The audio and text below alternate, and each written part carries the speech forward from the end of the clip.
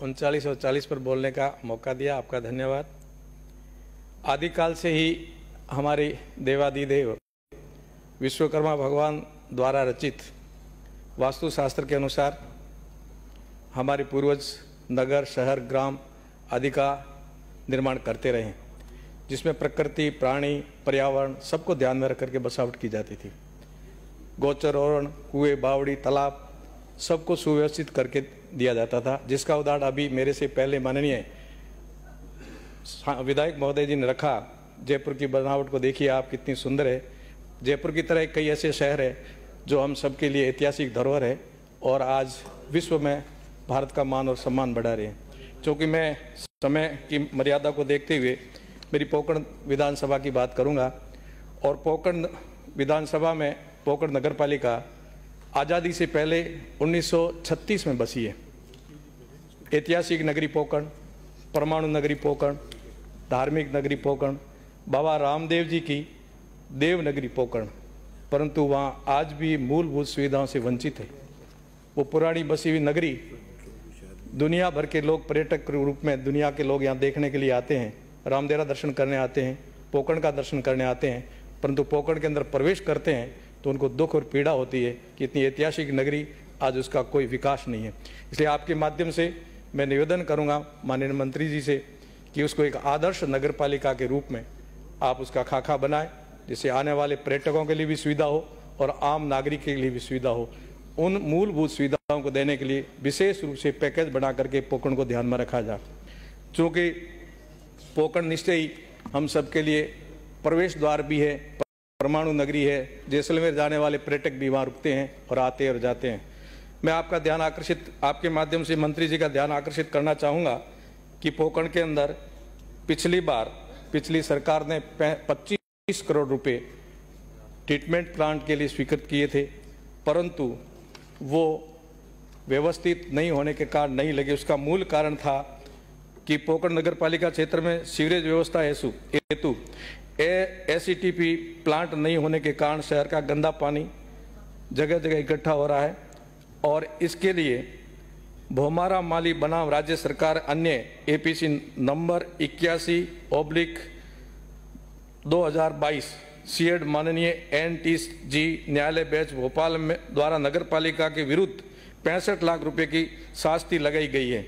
नगर पालिका पोकरण की आर्थिक स्थिति ठीक नहीं है, जिसके कारण पेनल्टी की राशि जमा नहीं कराने के सक्षम नहीं है।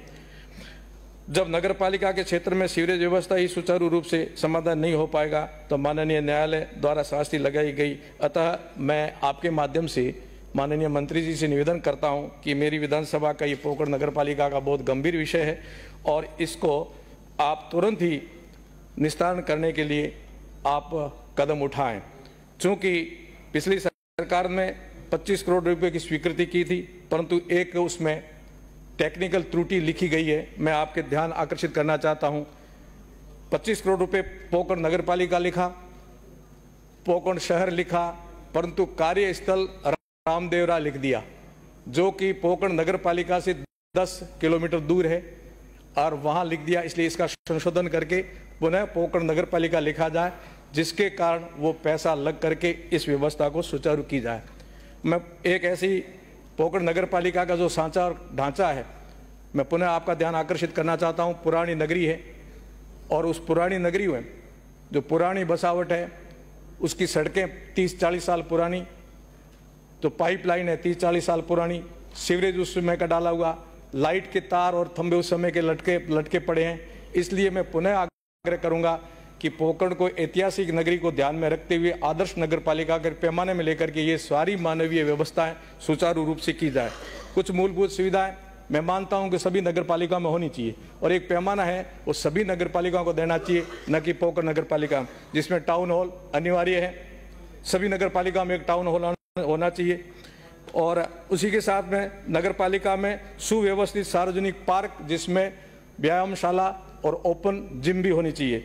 इसकी मांग मैं पोकरण नगर पालिका में भी करता हूं। साथ ही साथ सबकी मांग आई है कि पोकरण नगर पालिका हो चाहे और नगर पालिका हो, सुचारू चलाने के लिए वहां कर्मचारी होने अति आवश्यक है। मेरी पोकरण नगर पालिका के अंदर 1 JN, 2 JN और 1 AN पोस्ट है। तीनों खाली पड़ी है और कर्मचारियों की भी भारी कमी है, इसलिए इसको जब तक सुचारू नहीं करेंगे तब तक पूरी नहीं होगी। अतः मूलभूत सुविधाएं, बस स्टैंड का सौंदर्यीकरण, सीसी कैमरे, भीतरी शहर और बाहर के शहर में अभी जो विस्तार हुआ, सड़कों का निर्माण हो।